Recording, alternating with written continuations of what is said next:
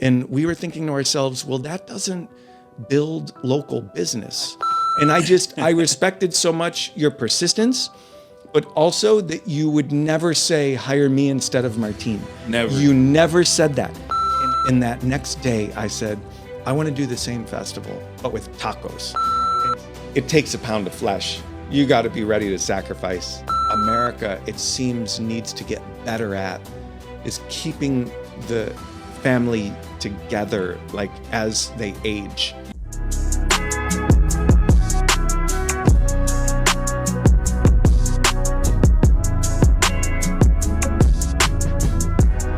Be whoever you want to be.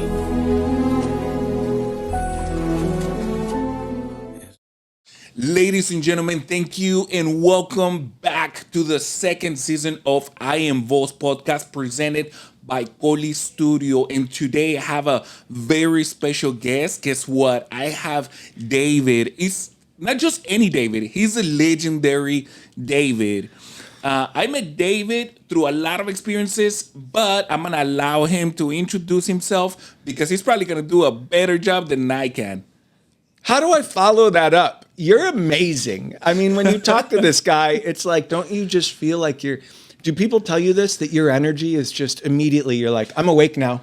I'm in Voz's like sphere. I don't even know where to begin. Like, I just want to hear Voz's story. But I mean, yeah, thank you for having me on. I'm like so honored to be your first guest. No, I appreciate it very much. I know you're very busy running Barcoa, running all your projects. And I love everything that I've been following on social media. It's been great. It's been a journey. I think you do a really good job marketing in social media and also presenting the story. But I do want to go back to the origin. Can we go back to the origin? Let's go back. Yeah. When did we meet? Second grade? Second grade. What was it? Yeah. First grade? I feel like we've 10 known years ago. It's definitely been a few lifetimes, though. Absolutely. I mean, you and I have both sort of evolved, or like we've been through many phases of our lives, I think, since we first met, right? Yes. Actually, David was one of the producers, let me say, of the Scottsdale Taco Festival and the Taco Festival organization that was like countrywide.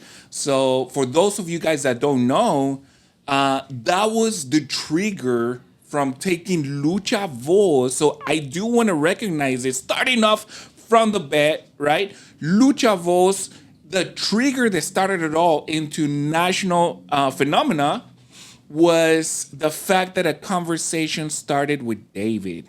Right. So David, tell us a little bit about your experience and what was like being part of this festival. And I know you got a lot of energy. I know you had very positive vibes. How was it like and why were you there? So back in 2010, I was hanging out with some guys who compete in barbecue competitions. So barbecue competitions have big prize money, think like $20,000 to $100,000. And these guys travel around the country competing in barbecue contests. I became friends with some of these guys through a barbecue festival. And that next day I said, I want to do the same festival, but with tacos. And so my then partner and I threw the world's first taco festival. And when we were thinking about like, what do we want to do besides the food? Because when you think about tacos, you start thinking about Mexican culture. And when you start thinking about Mexican culture, you start thinking about the tapestry of like sights, sounds, smells, feelings, like all of it. That's the beauty of Mexico, right? Is it's all surrounding and it's colorful and it's vibrant. And so we were brainstorming ideas and we said, we want to have lucha libre. But how in the world do we find lucha libre? So I went down to the Park and Swap where I had heard that there were lucha, and that's where I met Martin Martinez. Yes. And so Martin became our friend of the family, and he did our lucha for a long time. And I can't remember the origin day that we met, but I know throughout the years you would always check in and say, if you don't need Martin, I'm your guy. I'm your guy. And I respected so much your persistence, but also that you would never say, hire me instead of Martin. Never. You never said that. And I get that a lot with a lot of other parts of my life, like that other thing sucks, get rid of that, I'm better. You never said that. And that always stuck with me, as you were just always, hey, I just want to stay in touch. Like what you're building is cool and I'm trying to build a thing. And so let's maybe someday we'll work together. And now here we are. And it's like kind of a testament to patience, I think. Yes, You yes. No, absolutely. And one of the things that I respect everyone and everyone's hustle, right? Because Martin, talk about somebody that has built a name for themselves, right? El M&M, no me digan el M&M porque me da un coraje.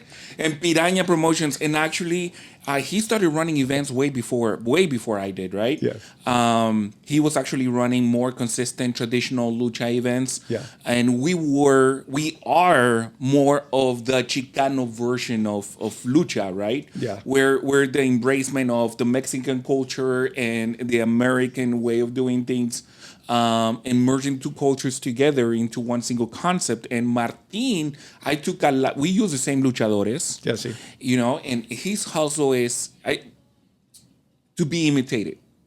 You know, it's inspirational because he made a really good name for himself in all his businesses, right? As a car salesman, as one of the top salesmen, working with you guys, you know, doing all the projects. So big shout out to Martin, wherever. Oh, I hope he's watching this.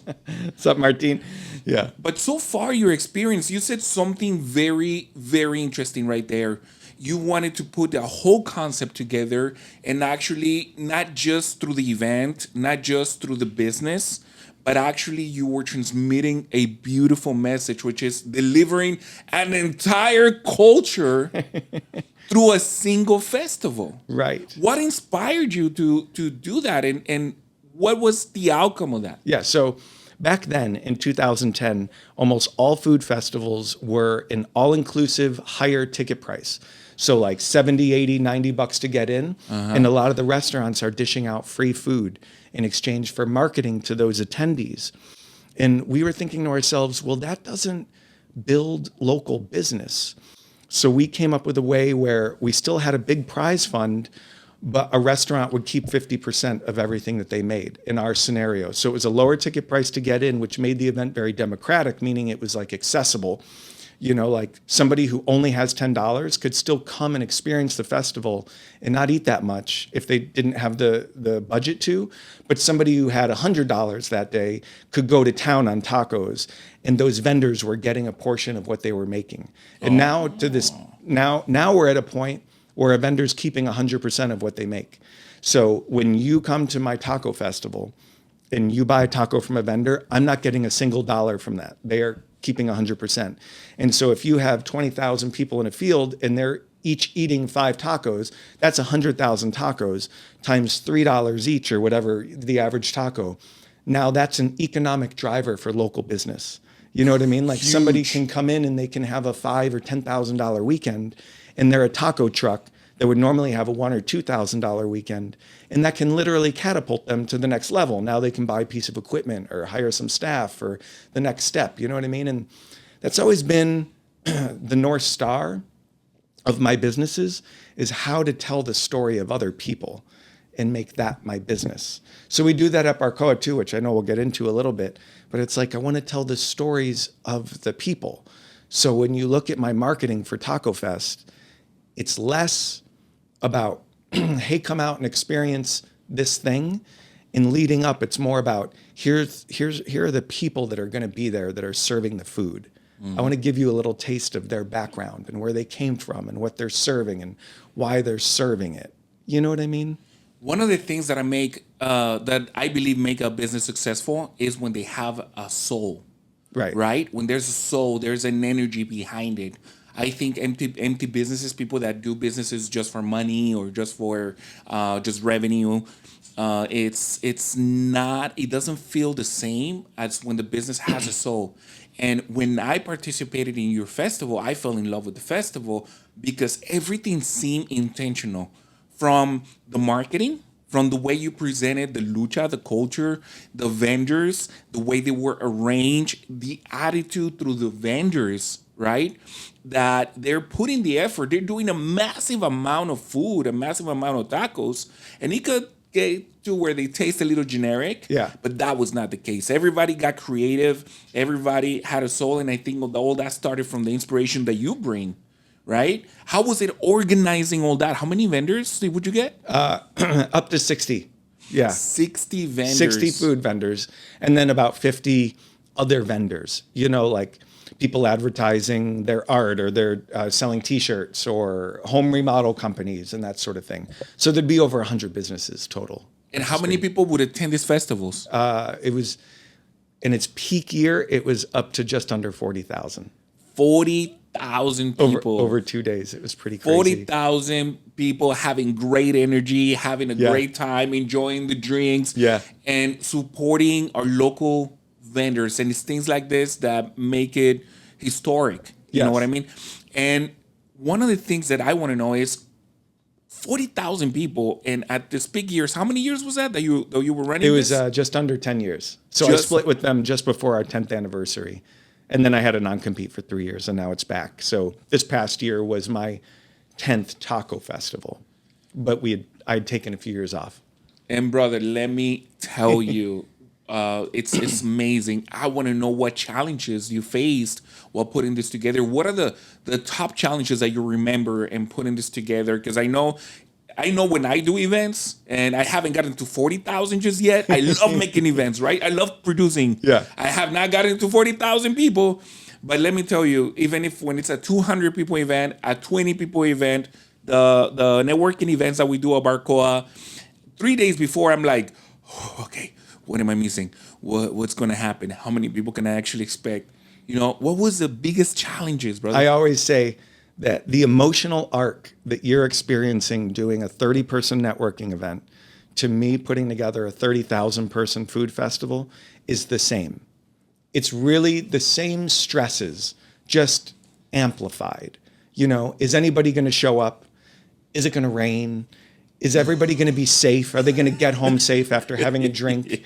You know what I mean? Just all of the things. You know, is everybody going to pass their health inspection when the health inspector comes and checks out the trucks? And just all of it. Like every little piece of it is sort of, that's probably, my wife would say that's a fault of mine. That I internalize a lot of that and I should just let it go. You know what I mean? Because at some point the train has left the station and there's nothing you can do. But the trick is when you have a low ticket price like I have to get in, it's now $15. Most people don't buy a ticket before the festival. They show up at the gate. At the gate? And so this year there was like 15,000 people that came to Taco Fest. We had only sold like 1,500 tickets. And so you're wondering, is anybody going to come? You know? And everybody, because people are checking the weather. Yeah. You know, can they get a sitter for the kids or can they bring the kids and all of that? They're waiting for that, the sort of day of when it's a $15 ticket, you know? But the stresses are still the same in terms of, you know, there's no company that's throwing the taco festival. It's myself, my business partner, in partnership with Salt River Fields. So if there's a potential thing that we're worried about, there's no company to hide behind. It's us that are feeling that stress. You know what I mean? Absolutely. So yeah, it takes a lot of. How do you overcome that? Do you have? I know I developed the process, right? Because one of the things is I always want to step it up to the next level. I always gonna go to the next level, and I follow people like yourself, and I get inspired by the things that you guys do, and I'm like, how do they do it, right? So I aim for the stars, right? Yeah. I'm like, what would Elon Musk do? You know, right now. So, you know, how does he deal with those things? It sounds so cliche, but. Truly, don't you believe that even when you lose, you win? Yes. Because there's something to be taken from it. There always is. Oh, man. Always. That is in every business. In every business. And just in life. Just in life, right? And do you have a special way of processing this? Maybe the days prior to the events, to these big events, or even a Barcoa, right? Even a Barcoa, when you have special things or month to month, you can never predict the future of saying, okay, I get this much amount of revenue every month. I can depend on this stability. You know, like it's always a constant change, constant evolution, and you got to innovate. Do you have a process on how to deal with that at a personal level? No, it's complete madness. It's total. I have no advice for anybody. I have no systems. I have no plan. Here's like for me personally, I just operate like sort of going with the flow. My mother-in-law calls me Easy Dave because she always says, "You're so easy, Dave." You know, whenever she asks me a question, like A or B, no matter what the question is, no, whatever. You know, like I very rarely have a preference. And I always find that the answer is traditionally somewhere in the middle, right? Like this brings me to an even deeper point. You as a businessman, you're somebody that I personally admire. Thank you. I admire ever since we've been working together. The Taco Fest was the very first experience for me of humanizing what could be done, right? And it opened my eyes into like, oh my God, we can do this. We can provide for this. We can up the quality. It was just an inspiration. But you know how this businessman that you are today came to be. Like, how did you even get started? What made you get started on businesses other to following a traditional route? I think just literally following the universe, having your heart open. And I know that sounds kind of woo-woo. No, it really doesn't. You know? Oh my God. But it's a thing. So let me tell you real quick about Barcoa's origin story. Tell me. And this is such a testament to having your heart open. So I split with Taco Fest in 2019, and I have a non-compete. Oof. And so I can't throw a taco festival for a few years. And I get introduced to a guy, his name is Ryan Oberholzer, and he owns a taco shop inside the Churchill called Provecho. And he and I become friends. And as we're talking, I learn, he's gringo just like me. He has a business in Guadalajara, and he moved his family to Guadalajara and raised his twin daughters in Mexico to prove to himself that Mexico is not as dangerous as people say. He rode his motorcycle solo through every state in Mexico. They've set up charities in Guadalajara. They've opened businesses. They've done so much to support families and community down there. And so in talking to him, I learned that although I couldn't throw a taco festival, my love actually wasn't tacos. It was the culture. And so he and I started going down about every 6 weeks before the pandemic. And so I made a joke to him that like, I want to open a tequila bar in a basement and not get a liquor license and sell shots for cash. And that would be my legacy because I can't afford a liquor license. And he's like, I know about a bar. I know about a basement. Let's go look at it. And we signed the lease without any money, any business plan. We signed a 6-year lease with a huge personal guarantee, like a very scary personal guarantee. If you know about those, yeah, absolutely. You know, again, there's no company behind Barcoa's opening. Mm-hmm. It's just Ryan and I are on the line. And I took my wife to see the space, and she is not like a risk taker. She's not an entrepreneur. She has a job and a 401k and health insurance and all of it, you know. And she saw the basement, and she looked at me, and she was like, babe, you got to do this. And it's like, I've never once in my life said I want to be a bar owner. I never said that before. And here I am signing the lease to open a bar. And it's just, the universe felt like, this is your next step. Tacos are going to take you to tequila and mezcal. But the underlying theme, your actual love, is the Mexican culture. You know, and that's the thing that drives me to then talk about these other things that are the accessible things, the tacos, the tequila, the mezcal. You know what I mean? That's the thing that draws people in. But now I can talk to you about the person who made this spirit and where he or she lives and what they mean to their village and their history and how many generations have they been making this spirit and what are the traditions there. Because now we're talking about people, place, cultural history, but the mezcal is the thing that's drawn you in. You know what I mean? I know exactly what you mean because your message is clear when you come into Barcoa. Right. And first, I'm going to take a quick step back, and I'm going to say, you don't sound like woohoo, you know what I mean? You don't, because I believe in, correct me if I say the word wrong, but it's synchronicity. Yeah. Right? Yeah. I just finished reading the Celestine Prophecy, the book. Yeah. And it blew my mind. So many things in my life made sense because in our culture, you know, our culture is very beautiful, but at the same time, our culture can be a little harsh. And especially more like on the people, right? We're not raised really as risk takers. However, you know, I've always taken a lot of risk. I always been more like an entrepreneur mindset, and we're like one sickness away from, oh, I wish I had a 401k kind of thing, right? But we love that life. And what you are transmitting through your businesses, what you're transmitting through Barcoa, it's a work of art, and it's inspirational because thank you. Now I can tell you after reading the Celestine Prophecy, and they don't pay me for marketing, by the way, this is for anybody, I would highly recommend it. It's all about energy. We were talking about it right before we started the podcast, right? Yeah. It's all about energy.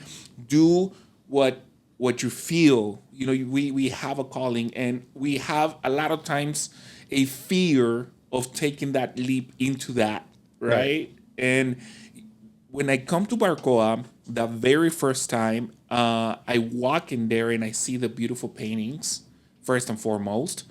Every detail, every little item in there, every little like tequila bottle or little monito that you have right there, it's like meaningful, right? And as you come down to the basement, it's like you're walking into a different world. First of all, the place, the way it's set up, I think you got the right idea of almost feeling like a little Al Capone prohibition bar, right? But in a tequila Mexican style. And then I come to the tequila room, beautiful wooden table, right? Or the mezcal room, I forgot what you guys call it.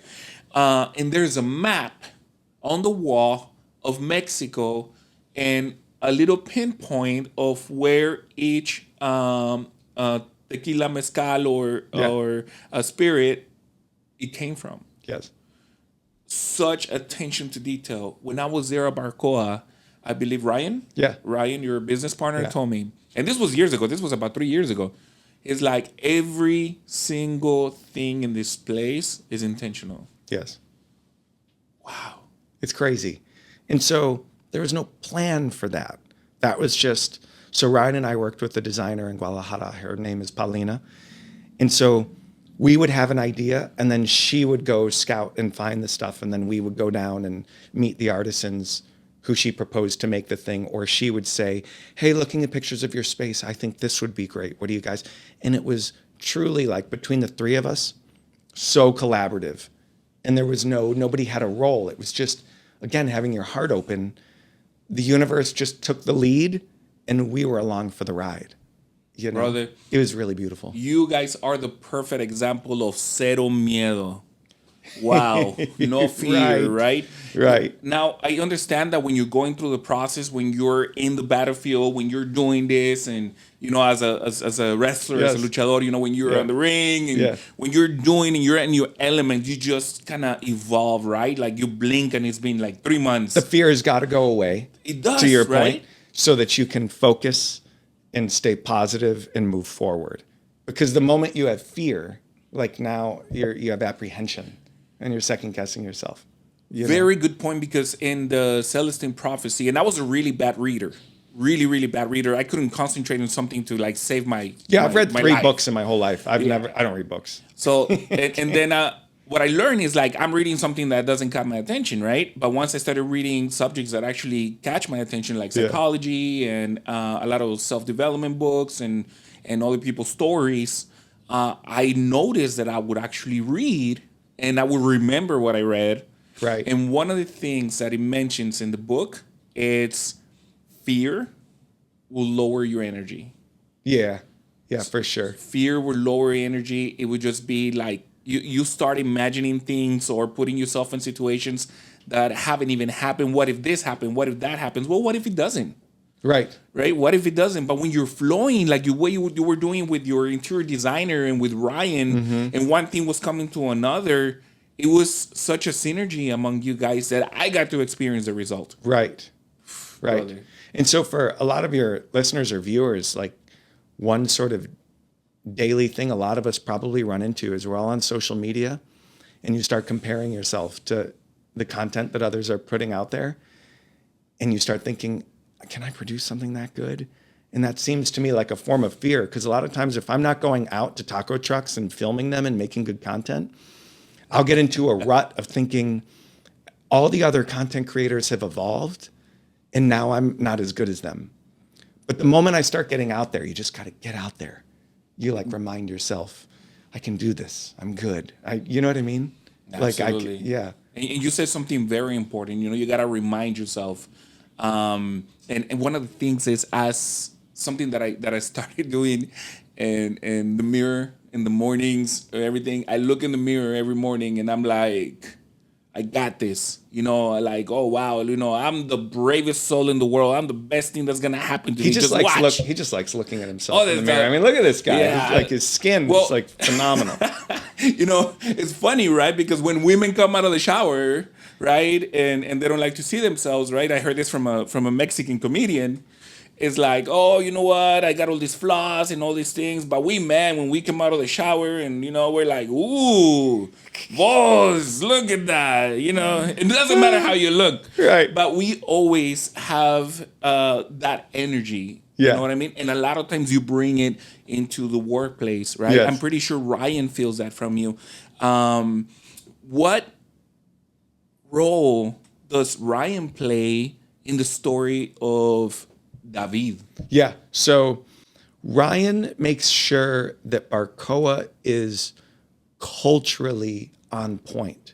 Ryan makes sure that Barcoa is culturally on point.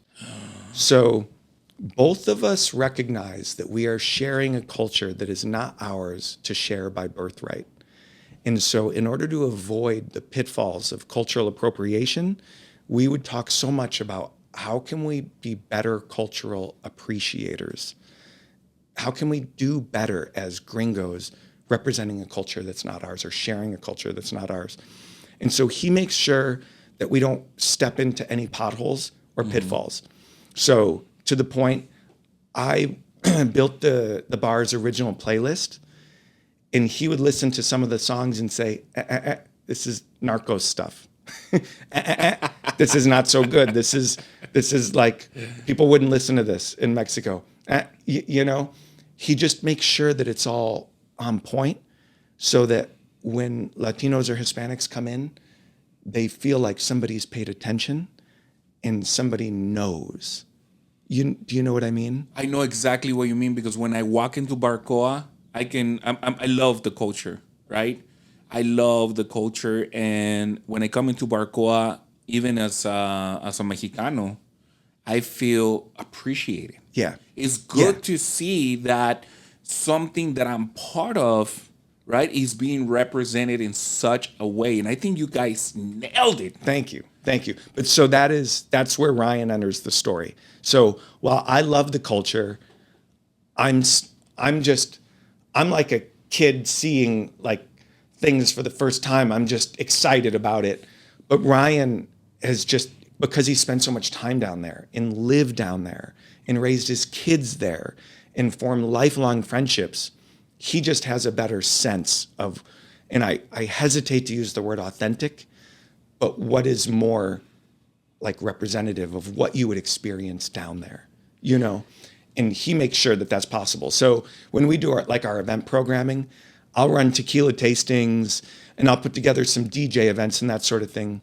But he'll make sure that we're hiring, 2 female musicians who only sing in Spanish, who are from Mexico, who are just in on a work visa and like can stop by and play some nights. He'll make sure that sort of stuff happens. That's impressive. Yeah. That's very impressive how deep, right? How deep it goes into Barcoa. And I think you guys nailed it. I think you guys are doing a great job, because something, not to say it in a negative way, but something that I wish our own people would appreciate just as much. It's fine. I get it all the time where somebody says, how come it took this gringo to tell me about my own culture? That I didn't even know. Yeah, we get it all the time. But I wish you could understand how warm that makes us feel. That back to energy, that the universe used Ryan and I to reflect somebody's culture back to them in a way that they could learn. Absolutely. That makes me feel like so whole. Yeah.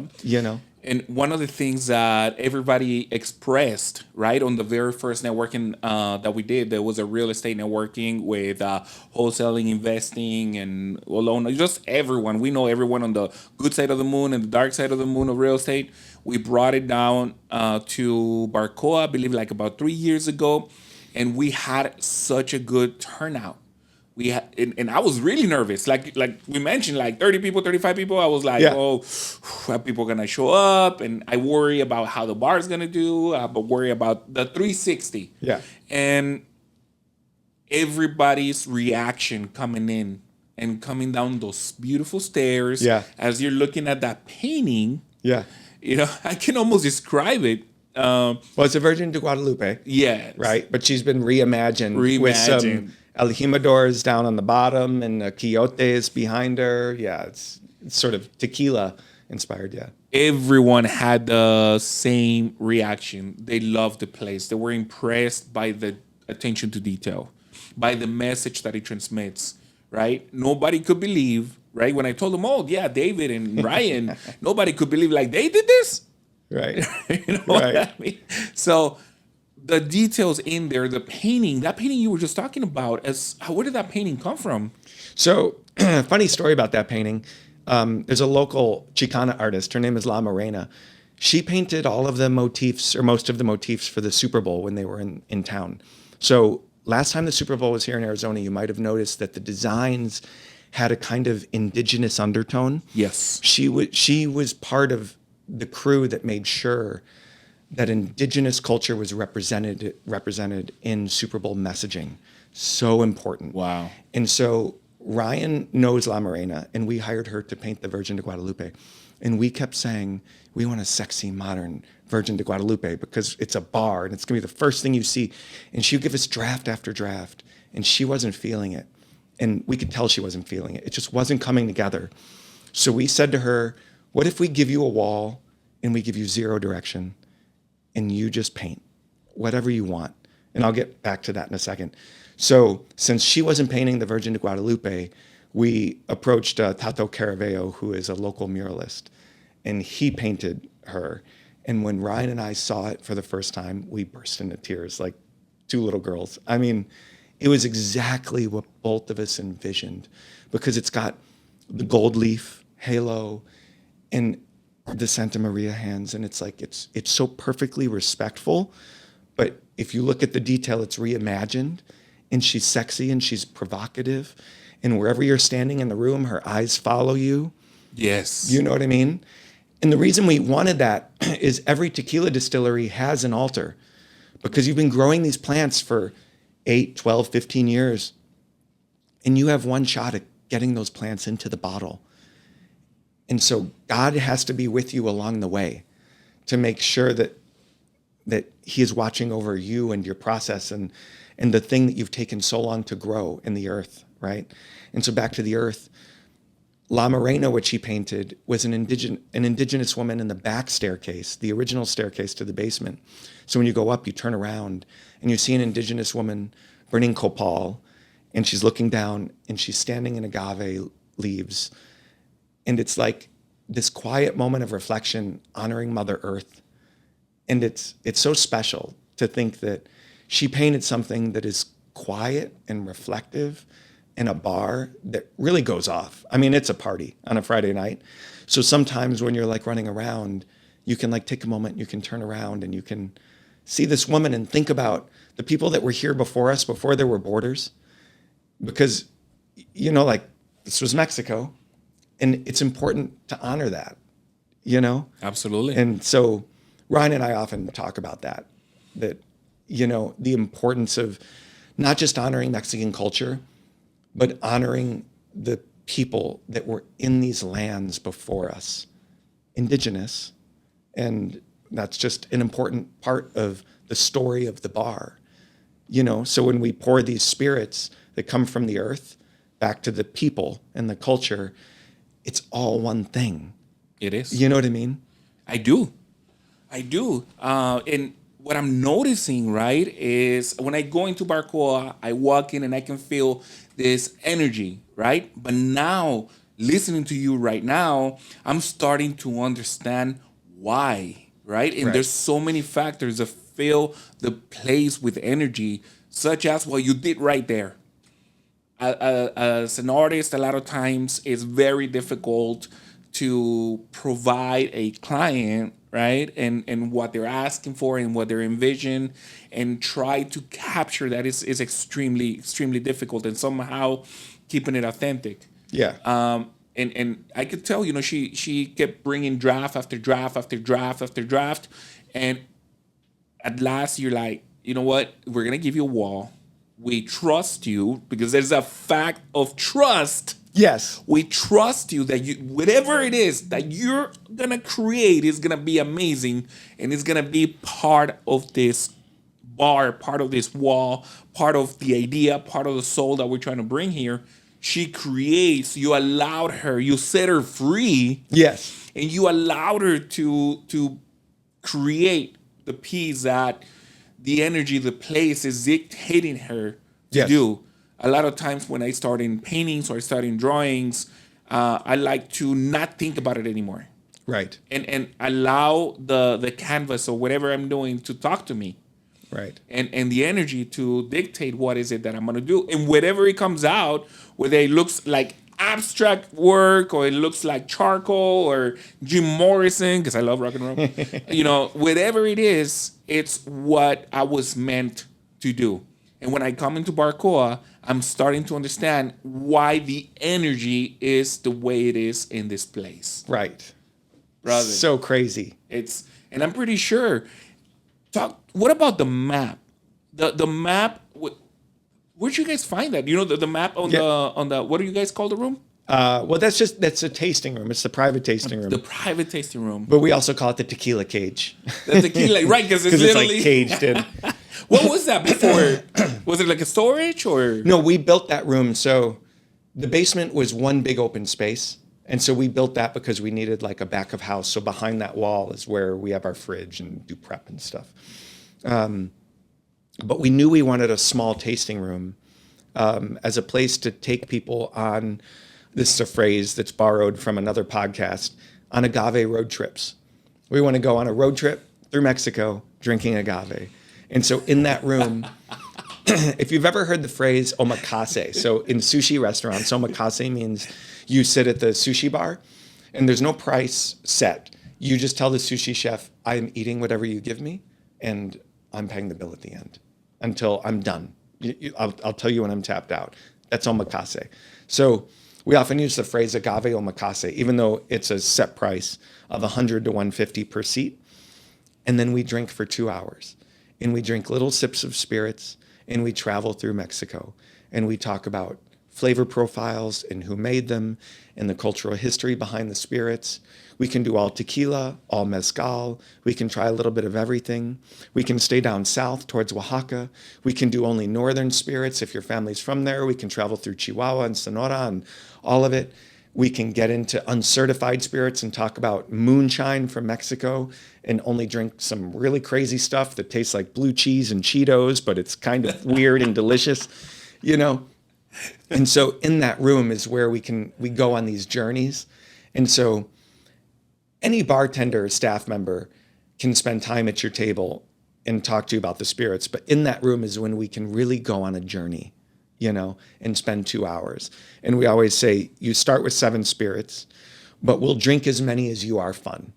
So in that time, if somebody's really into it, well, let's just keep going. Because whatever I'm spending to pour you little sips, I don't care. Because I just want you to walk away with your mind blown, thinking, this was like nothing I've ever experienced. And I want to tell everybody about this, and I want to come back. You know what I mean? So the beauty of that room is it takes the transaction away. So back to omakase. So when you're sitting at a sushi bar and you're doing an omakase experience, you're taking the transaction out. So normally when you go to dinner or you go out for drinks, you see a drink you like, there's a price next to it, you think about your budget, what you have, and it's in the back of your mind, like, what can I spend tonight, and that sort of thing. But in this room, you can just relax. Yeah, we've set one of 3 prices for you, But just know that we've got you, and we're just going to keep going if you want to keep going. You know what I mean? And it's the one place that you can just go on the journey, you know? That's such an amazing concept. The process of how you guys thought about this is marvelous. How did this idea even came to be? Because we're bad business people. Because we because when you think about what I just told you, yes, when I just said, I can pour you little sips of things past the 7 spirits and I don't care what they cost because I just want to blow your mind. Yeah. I know I have investors who are going to be watching this going, why would you say that? What are you doing? But that's Ryan and I, you know, and some of our partners are like that too. They just, at some point you just got to relax. And it's like, come on, we're not on this earth for a long time, and we have all this great stuff to drink, and you're in our house now. So let's drink some of it. It's not there to be saved. It's there to be drank, you know? I'm going to have to take this trip through Mexico. I'm going to have to live this experience myself. And I'm hoping CoLi Studio and my friend, my really, really good friend, Sergio, will be there to document the thing. And not only document it, we can let the cameras roll, relax, and take this trip with me and witness and publish what the experience is. This almost sounds like a spiritual trip through Mexico through the spirits themselves. Yes, exactly. It's so funny. So we close every July for the first 2 weeks because it's kind of dead here in the summer. So business is kind of slow. So we're like, let's just close, give staff a break. But we take our staff down to Guadalajara every summer. You guys do what? Yeah, we take our staff down. All they have to do is get themselves there, and we've got them the rest of the way. And we spend 5 days of going to tequila distilleries. We take them to Lucha Libre at the Coliseo. Yes, at the Coliseo. See, in the drum circles afterwards, out in the like the whole thing, and then it's all. And we go to top bars, and they get to experience. They get to experience the culture, so that when they come back, and they're talking to guests, they can speak firsthand. Like, oh, I was at Don Fulano, I met the master distiller. We saw the barrels, and you know what I mean. And it's not just something that they read, Brother, you just blew my mind. Kind of like your purpose with, the trip through the spirits. You just blew my mind with what you said, because it's so meaningful in a business way, in a personal way, and humanizing your staff. Yeah. The people, you understand how to deliver a message. You're a great producer. Well, thank you. Thanks. You're a great producer, because what you're doing is you're producing an entire experience, right? Like we were talking about the taco festival, right? How everything was laid out, how you were so careful about so many things. You evolve this experience now where you understand how the message is going to get to the people, which is the staff serving, right, needs to know what they're doing. They need to know what the experience is, where they're coming from, and the fact that a bar in downtown Phoenix, right, is taking their staff for 5 days to Guadalajara and having them, just live this experience is, in so many ways, such a good lesson for people that own businesses, for people that deliver a message, for people that are looking for strategies and what can I do, right, to inspire, as leadership, as just, you're touching in so many subjects right now. Right. So when a bartender at Barcoa is pouring you a spirit, it's my hope that they're thinking about the person who made that spirit, and then that is transferring to the guest, right? And that kind of thing doesn't show up on a P&L. It doesn't show up on a budget, but it does esoterically. It's part of the whole picture, but there's no line item for that. So when we go on the staff trip, like, yeah, we set a budget for what we think we're going to spend. We always blow way past it. Because it's more, we set a budget, but it's more like a guide, It's so funny. So I appreciate you saying that. I would love to see more businesses do that. More businesses, I know it sounds cliche to say, but like invest in your people, because they will be with you and they will defend you and they will become family, you know? And that's good for business. And even if it's not the best thing for business on a bottom line sense, you can at least sleep better at night knowing that you've got people who feel fulfilled, right? You know what I just realized?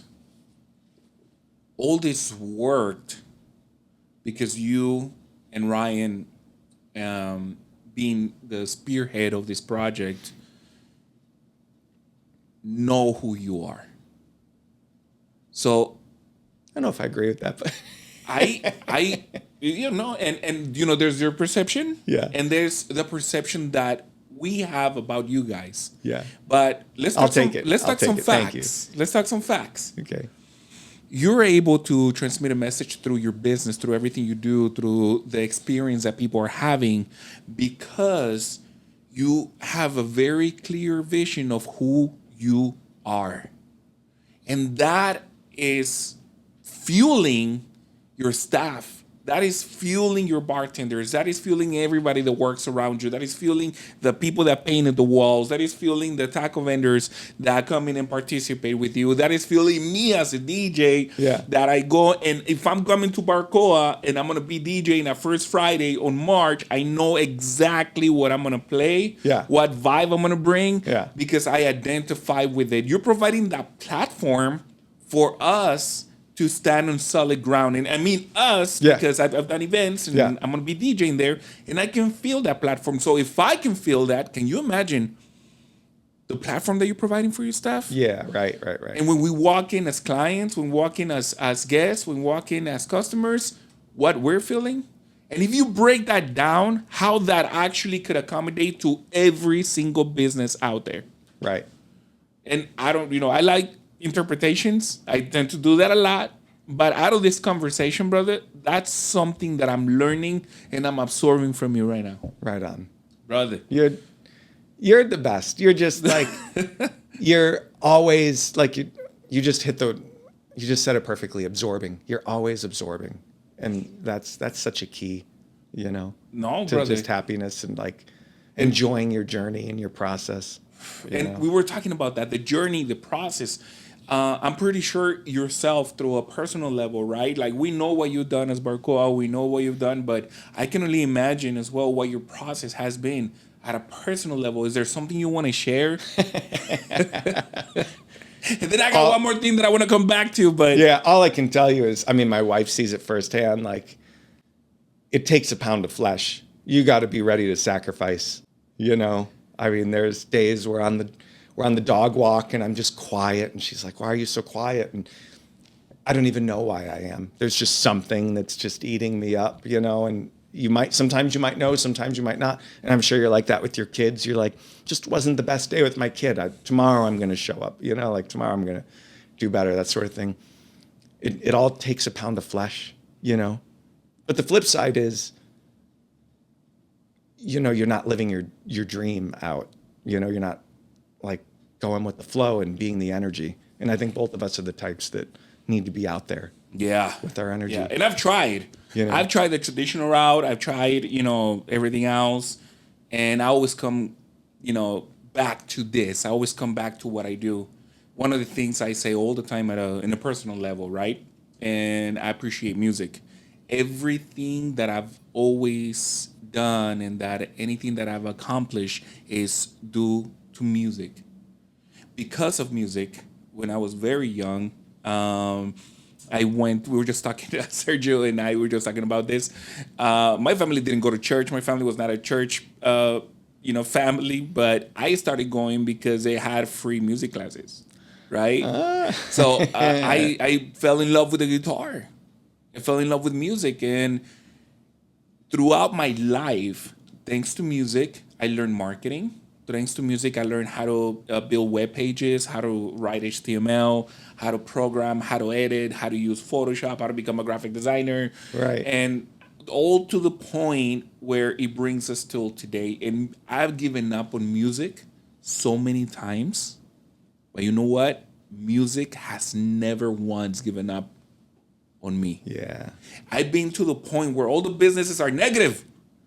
I'm running 2-3 businesses at a time, and I'm going this, and then they're negative, and this is going, and I need some extra money or whatever. At a personal level, you might be worth a lot on paper, but a lot of times that paper don't pay the bills. Right. And that's the truth. People need to know the truth about what we do. And guess what? I always know somehow, some way, there's events and festivals that call me in as a DJ, as a musician, or I sell a painting, something that comes up through the other side always. Right. You know, on the flip side, we go back to reliving the dream. Right. And I sense the same about you. Yeah, for sure. I can identify with that journey. I can identify so much more with what you're not saying. Which is okay. Yeah. We got episode 1, episode 2, episode 3. So we share a lot more. Right. It just like, it gets like, you can get in your head when you choose this type of work. You know, you're like always, the imposter syndrome is real. Yes. You know, where you think, am I just faking it this whole time? And am I really this person that VOZ is saying that I am? I don't think I am, you know? Because I'm not overconfident at all, like almost to a fault, you know? There's just like constant self-doubt, but you just got to get back at it, you know?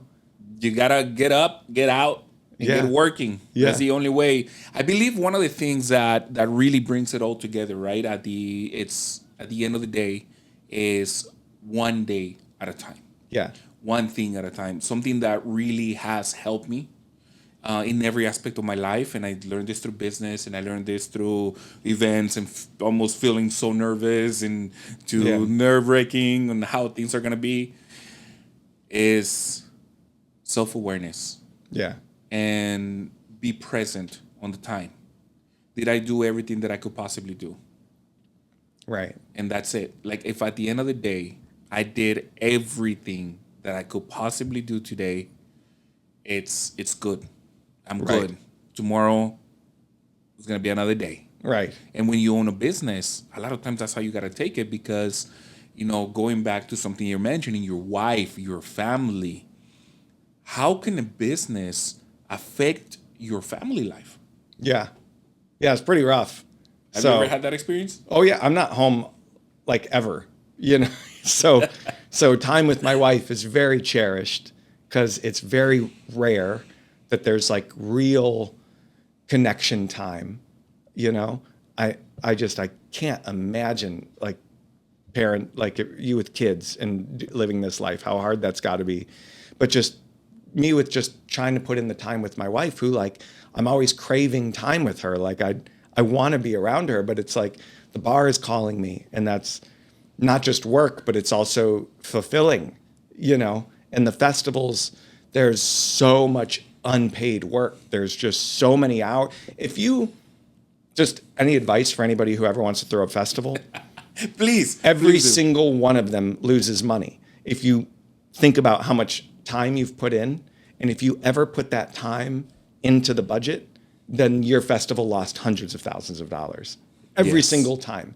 There's no way it comes out ahead, because I've never ever once made enough that like is the amount of time that I put in. But I wasn't working half the time, because I was meeting a food truck owner. I was eating tacos. I was hearing their story. I was making a reel for them. I was posting that reel and responding to comments. So that's not work. That's just the thing I love to do. So that's you actually responding to comments. Yes. Yeah. All the social media for all the bar and Taco Fest and all of that, that's all me. There's no company that does that. And that's because I love doing it. But if I put those hours against a budget or a P&L, that festival tanks. And then like my partner in the festivals, her name is Lisa Duffield. She's amazing. She does so much, but she's a lot of the systems part of it. She makes sure the festival actually works. So while I'm out there eating tacos and you know what I mean, like meeting the people, she's making sure the thing functions. And so if you put all of the hours of her just sitting in front of a computer, like changing the sitemap and changing documents and making sure everybody's got their proper paperwork in, then the festival tanks, you know? But it's because the two of us believe in this thing and just want to be around it and love it. And believe me, we wouldn't do it if it made nothing. I mean, it makes something, you know, but I mean, sometimes they do lose and we just don't do them. We did a French fry festival in the spring and it lost a lot of money and we just weren't, okay, so we're not doing that again, you know. A French fry festival? We did it for 3 years and it did pretty good and then it did really good and then it really tanked. And so that was just sort of our, like, you know what, let's just step away from French fries for a minute. We did it in the spring. But anyways, I was digressing from your original question. No, not at all. No, not at all. And believe me, it's very valuable information and very important things that you're sharing. Well, something that came to mind while you were mentioning the stories and talking to the taco vendors, who is or what is the story from the people that you work with or the people that you talk to or this entrepreneurs, the taco entrepreneurs, right? That is more memorable in your mind?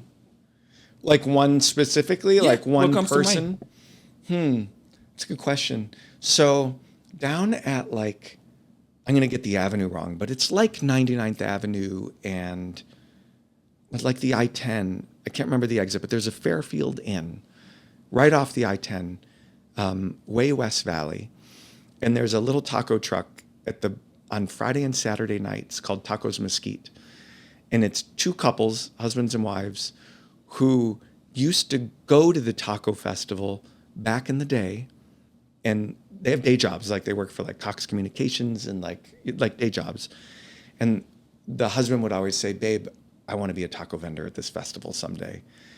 And they had since opened a taco truck together, these two couples, and they just do weekend nights outside of this Fairfield Inn, and it's like they're just hanging out with their friends and family.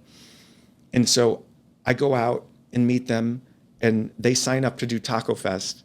And the way the contest works, you win gold, silver, or bronze, and they won gold. One of 5 restaurants or 5 vendors that won gold, you know, which means that my judges, who I flew in from other states so that they don't know anything about the vendors. I got the taco editor from Texas Monthly, a guy from who grew up on a taco truck. His parents were taqueros in Los Angeles. And then another gentleman who has like a Hispanic Latino like bookstore and cultural center in Texas. And I flew these throughout so that when they stood in line to order tacos, they knew nothing about the business. They were just judging solely on flavor and presentation and taste and, you know, the whole thing.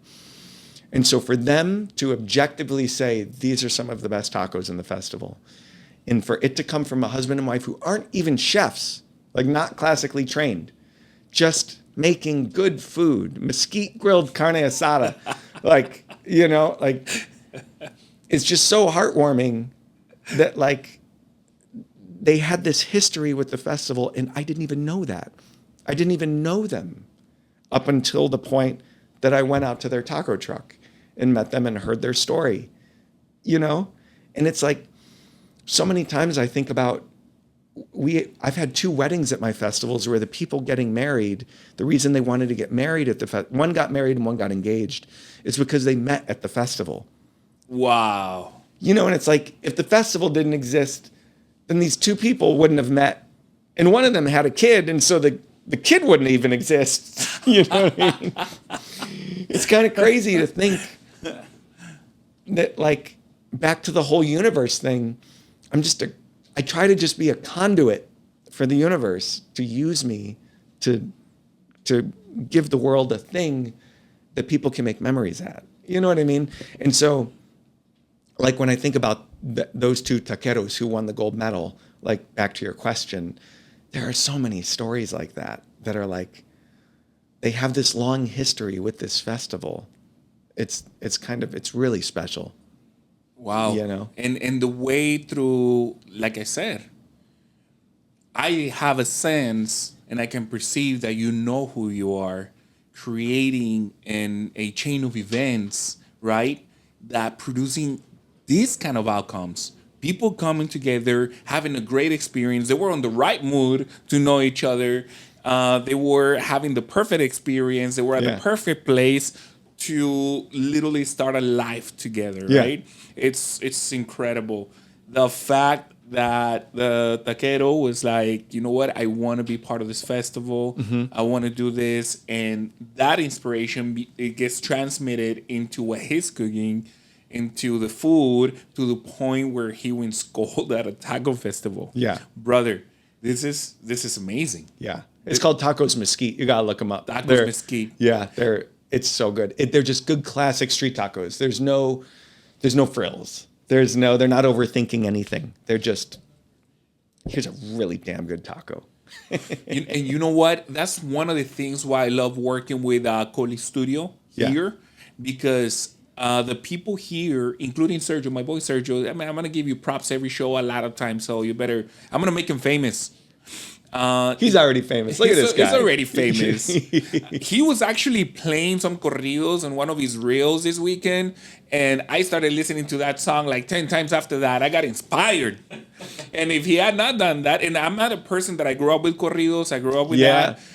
Because in Mexico, actually, one funny thing, in a lot of cities, that corridos are prohibited. You know, there's only certain like love songs, and things like that. Back to the Narcos thing. Back to the Narcos thing. And gotta be careful. A lot of cumbias, though. Let me tell you, there's a lot of cumbias all day, every day.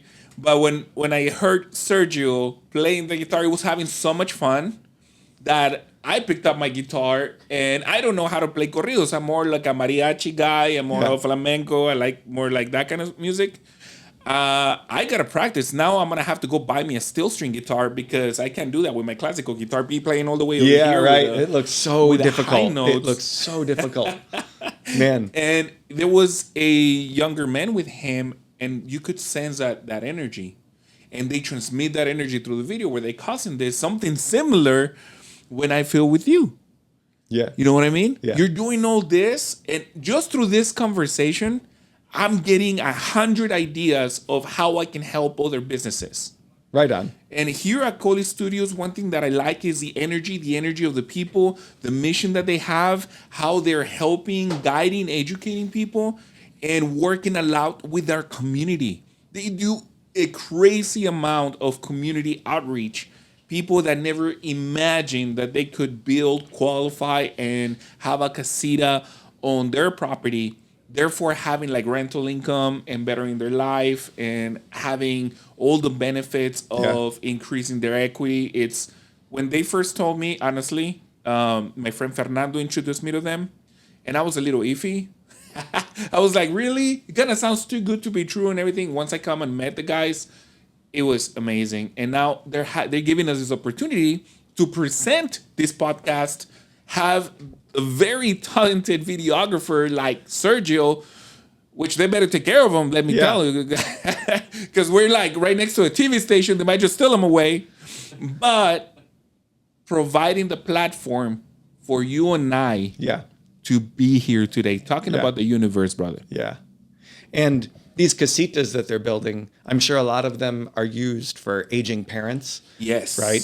Yes. And so that's one thing that America, it seems, needs to get better at, is keeping the family together, like as they age. Yes. We, as I've watched with my parents, it's like really disgusting how we treat our older population in this country. And so you mentioned earlier about Mexico having some rough sides, but one thing that is so beautiful about Mexico is the lack of drive for money like we have here, and the focus on family and experience in life, you know? So the grass is always greener on both sides. And back to that whole AB, the truth is probably somewhere in between. You know what I mean? they should drive for money a little, and we should pay more attention to family. And that's probably like the perfect life. But I love this idea of the casitas, and one byproduct that is probably not on the P&L is just the quotient of keeping families like. Absolutely. Keeping families together. And not feeling like you're just disposing of an aging population, because that feels like the way we're going as a country, and it's disgusting. And wisdom is so necessary in today's world, today's economy here on the U.S., focusing on family. I do see a little bit more of awareness throughout the years. I've traveled a lot through the United States. I served in the military, and I got to know a lot of cultures that exist here within the U.S.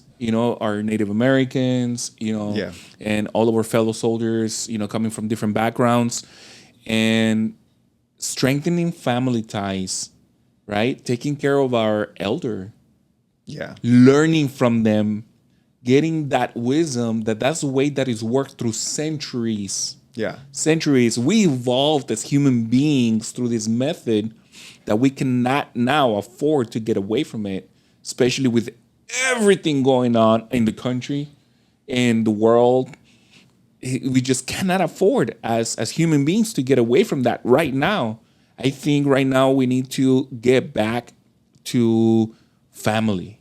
Yeah. We need to make sure we reinforce that. And one of the things is also us as parents, right? You were saying, and a little bit like, I don't know, like how you do it with kids and everything like that. One of the things that I've learned, and one of the things that I now do, I have a 1-year-old and 4 months, looks like 2, but I like to work from home sometimes. Mm-hmm. And as I'm trying to get some work done, or I'm sitting down on the computer, he comes over, he grabs my hand, and he asks for attention. So those years when my son will grab me and be like, hold on, mijo, not right now, that is busy and everything, no longer exist. Yeah. I made myself a rule. He comes over, he's asking for attention. That's the wrong statement. He's not asking for attention. He's ready to give me some attention. Oh. You see the difference? Yeah. So I better not let that opportunity slip away, because he's only going to be 2 years old today. Oh, God, that's beautiful. Yeah. And I do that. I do that every time. I turn around, 5-10 minutes, we play around, we do whatever. And then he minds his own bit. He just goes. I go back to work and I go back to doing. But the fact that I'm not drowning myself in work to the point where I'm sacrificing my family, it's changed my life. And in unbelievable, inexplainable, it doesn't show up on P&L, has actually bettered all my businesses. Right.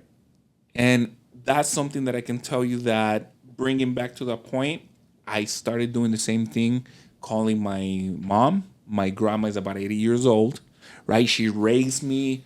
And one of the mistakes that we do, especially here on the way that it works, such a fast-paced first world country, is we forget a lot of times where we came from and who we came from. Yeah.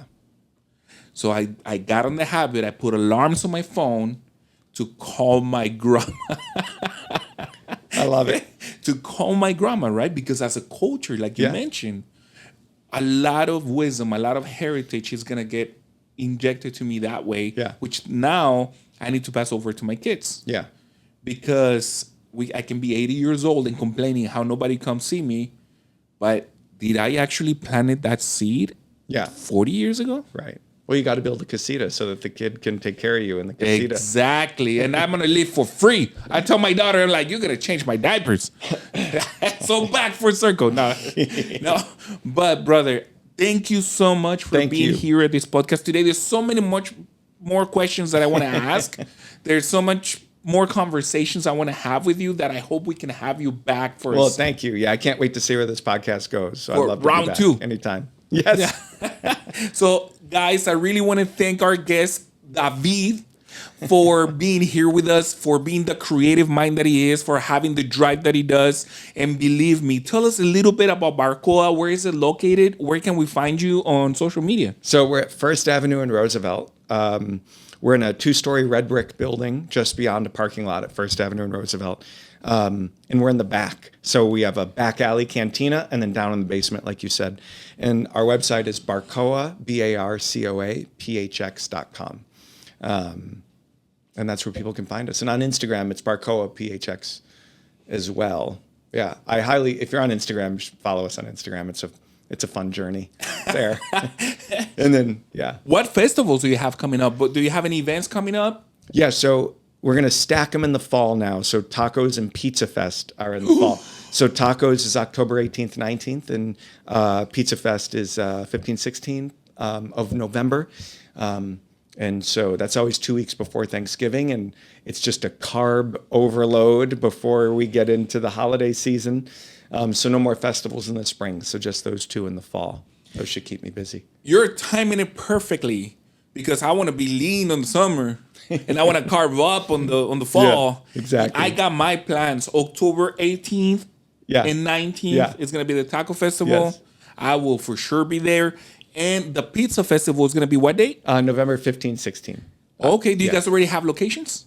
Yeah, so Pizza Festival's downtown Phoenix at Hans Park, right next to the library. Yes. It's walkable from Barcoa. So I always say you should park at Barcoa and then just walk over.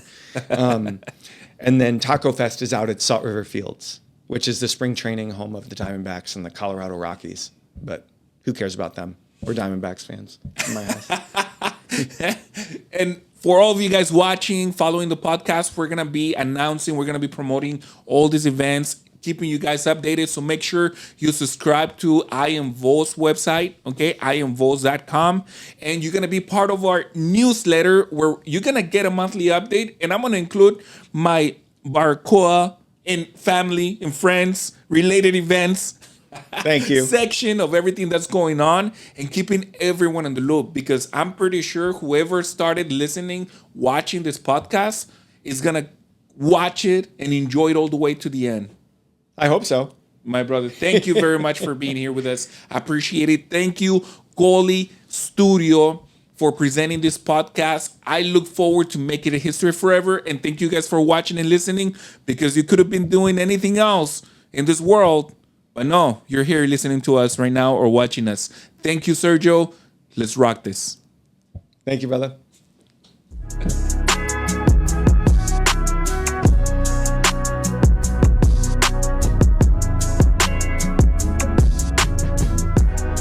Be whoever you want to be.